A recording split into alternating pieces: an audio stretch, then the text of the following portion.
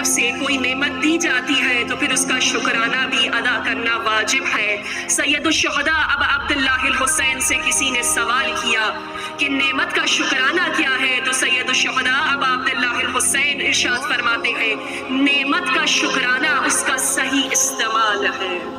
لہٰذا خدا نے جب یہ نعمت ہمیں عطا کی ہے تو پروردگار ہمیں یہ توفیق بھی دے کہ ہم اس عظیم درسگاہ سے مستفید ہو سکیں اور وہ نسل تربیت دے سکے جو کہ آرزو حضرت فاطمہ الزہرا سلام اللہ علیہا رہے ہیں، اور وہ آرزو حضرت فاطمہ الزہرا کی عملی کر سکے، کیونکہ دو آرزویں رہی ہیں حضرت زہرا کی، ایک وحدت امت ہے اور دوسرا قیام ولایت و امامت ہے۔ حضرت فاطمہ الزہرا کہ جو فخر حضرت حوا، جو افتخار حضرت خدیجہ اور مریم کبریٰ ہیں، ایسی بیٹی ہے کہ جب بیٹی بن کر آتی ہیں تو رحمت للعالمین کے گھر رحمت بن جاتی ہیں، اور جب جوانی کی دہلیز پہ قدم رکھتی ہیں تو عصمت اور طہارت اور پاکیزگی میں امیر المؤمنین علی ابن ابی طالب کی بہترین کف بن کے امام المتقیان کی بندگی کا بہترین مددگار بن جاتی ہے۔ درود و سلام ہو فاطمہ الزہرا کو کہ جس کی آغوش میں پلنے والا ہر نسل عاشق امام بنتی چلی گئی۔ درود و سلام فاطمہ الزہرا پر کہ فقط حضرت زہرا کی ہستی ان نسبتوں میں محدود نہیں ہے، بلکہ حضرت زہرا تو تعارف ہے ان ہستیوں کا کہ جب یہ تمام قصہ کے نیچے جمع ہو جاتے ہیں، ملائکہ نے سوال کیا پروردگار یا رب من تحت القصہ، ایسا کون ہے اس قصہ کے نیچے؟ تو اب انداز تعارف خدا بندی کو دیکھیے گا، رسول اللہ کے حوالے سے تعارف نہیں کیا، امیر المومنین کے حوالے سے تعارف نہیں، حسنین کے حوالے سے تعارف نہیں، بلکہ فرماتے ہیں فاطمہ تو و ابوہا و بالہا و بنوہا کہ یہ کون ہے؟ یہ دراصل فاطمہ الزہرا ہے، ان کے بابا ہے، ان کے شوہر ہے اور ان کے دو بیٹے ہیں۔ یہ وہ بی بی ہے جو ایک ہی وقت میں ام ابیہا بھی ہے اور ام الائمہ بھی ہے۔ اخلاق میں رسول اللہ صلی اللہ علیہ وآلہ وسلم کا اخلاق نظر آتا ہے، اور جب کلام کرتی ہے تو علی ابن ابی طالب معلوم ہوتی ہے،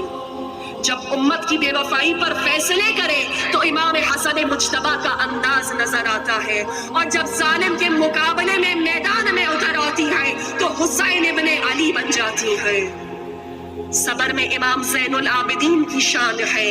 علم امام محمد باقر جیسا ہے، صداقت امام جعفر صادق جیسی ہے، قوت برداشت امام موسی کاظم جیسی ہے، تقویم و رضا میں امام رضا کا عکس بن جاتی ہے، تقوی امام تقی جیسا ہے، پاکیزگی امام نقی جیسی ہے، جلال الرحمانی میں امام حسن عسکری کا عکس ہے، اور ارشاد و ہدایت میں امام مہدی کی جھلک بن جاتی ہے۔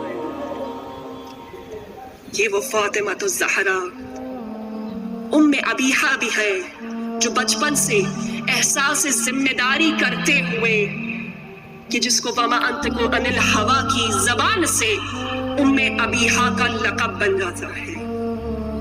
6 برس کی تھی جب یہ لقب ملا تھا، اور زہرا نے پھر لاج رکھی اس لقب کی جو خدا کی طرف سے ملا تھا۔ بس عزیزان محترم، آج کا دن تجدید وفا کا دن ہے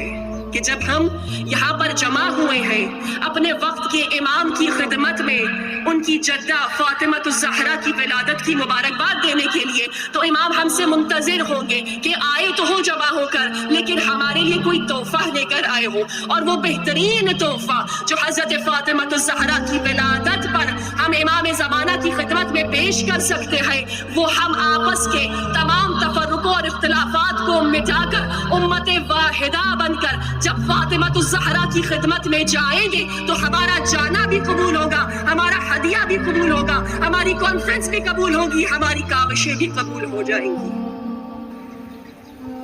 وہ زہرا، وہ سیدہ کہ جو قرآن کی عملی تفسیر بن کے نظر آتی ہیں۔ سورہ آل عمران آیا 103 میں خدا ارشاد فرما رہا ہے وَاعْتَصِمُوا بِحَبْلِ اللَّهِ جَمِيعًا وَلَا تَفَرَّقُوا، تم سب مل کر حبل اللہ کو تھام لو مضبوطی کے ساتھ اور آپس میں تفرقہ نہ ڈالو۔ یہاں پر 3 نکات قابل غور ہیں. فرمایا واعتصموا، یعنی مضبوطی کے ساتھ تھام لو، پوری آمادگی کے ساتھ تھامو، اپنے پورے وجود کے ساتھ تھامو، اس طرح سے تھامو کہ پھر تمہارا ہاتھ حبل اللہ سے ہٹنے نہ پائے. پھر جیسے بھی فتنے کی ہوائیں اٹھتی رہے، اگر تمہارے ہاتھوں نے مضبوطی کے ساتھ حبل اللہ کو تھاما ہوا ہے تو فتنے جیسے بھی ہو، 1400 سال پہلے ہو یا آج کے زمانے کو ہو، اگر مضبوطی کے ساتھ تھاما ہوا ہے تو کبھی بھی ہاتھ سے دامن نہیں چھٹے گا حبل اللہ کا.